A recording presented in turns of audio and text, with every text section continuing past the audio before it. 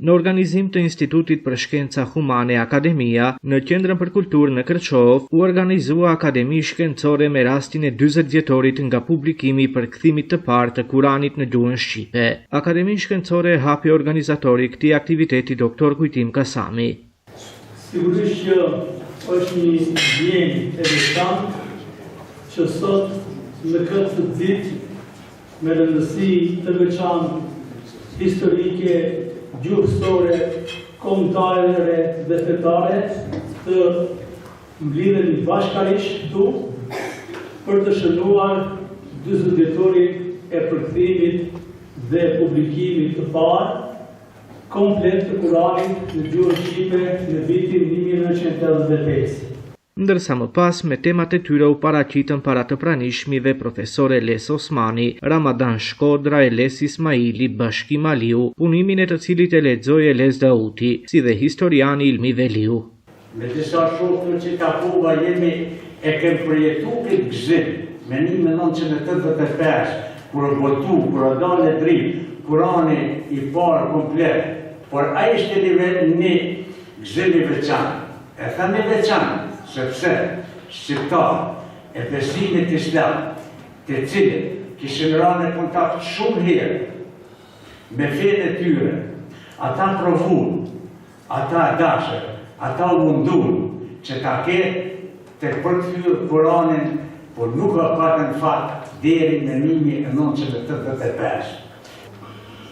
Nderuar pranishëm, vitet 85 më kom qenë nxënës medrese. Dhe si sot kujtohet debati që bëri që shpejti do të ketë një përkthim Kuranin në gjuhën shqipe. E përmend një profesor Edeze, qershori i vitit 1985 për kulturën shqiptare, po socialisht, për kulturën islam është i veçantë. Gjuha shqipe tregohet zonja për profesorëve të tij që të realizojnë një projekt i nisur gjatë kohës së rinjitjes kombëtare. Si pikë më neuralgjike, gjithsesi duhet konsideruar ndërmarrjen e masave për ruajtjen e autenticitetit të Kuranit Kerimit, si Kelamullah, dhe mos lihet shteg që gjithkush që e mban veten për teolog, në kuptimin profan, të merret me përkthimin e Kuranit. Por përgjegjësia jonë si medresan, si në punës të institucioneve fetare, ndaj kësaj dukurie nuk mund të na falet. Si rregulimin e parë të drejtës islame, lidhja e njeriut me Kuranin gjeneron nga botkuptimi dhe çastja e tij ndaj besimit, fesë dhe Zotit. Kështu, ata të cilët e besojnë në atë për fjalën të Zotit ushqejnë në respekt maksimal, pasi e mban në dorë fjalën e Zotit. Dhe kjo reflektohet dënjësisht në çdo detaj. E kemi pak sa të vështirë të themi ose të shkruajmë diçka për akademikut tonë të palodhur dhe shumë të nderuar doktor Fethi Veliu. Me punën e tij të palodhur shkencore të ditashme, ai ka vërtetuar se ka qenë dhe do të mbetet pasardhës i vetëm i akademikut kërçovar me famë ndërkombëtare Prof. Dero Hasan Kaleshi. Për herë të parë, me akademikun Fethi Veliu jemi takuar te dera e medresës Alaudin në Prishtinë.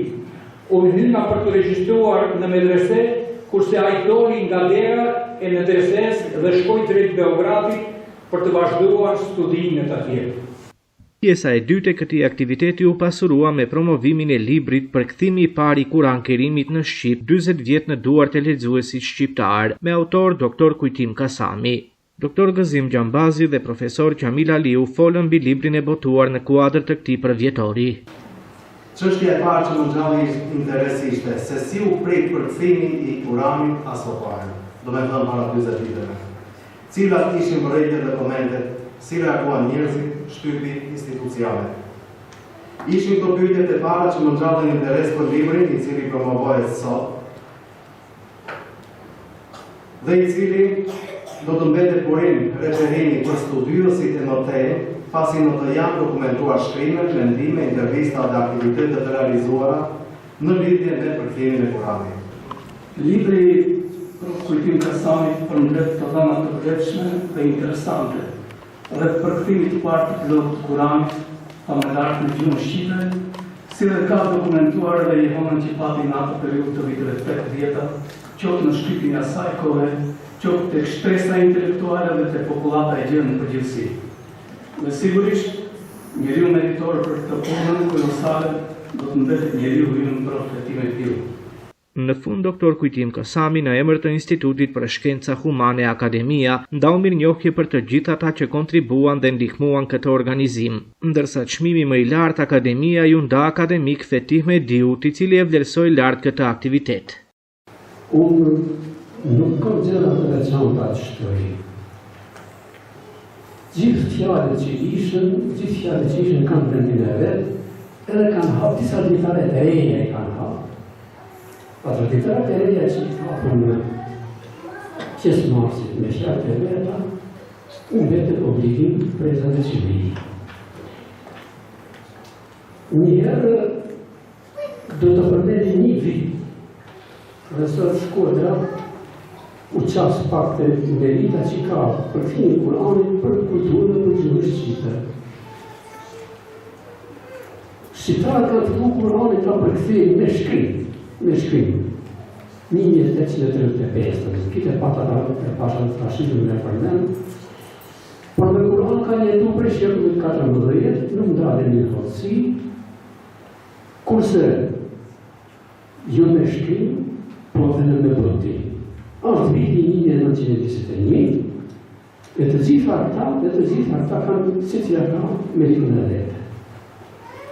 Ajo që ka qenë dilema, atë përkthehet Kurani apo s'përkthehet. Gjuha shqipe është e farë, por s'mund t'i përgjoj kontinën, është te kajo.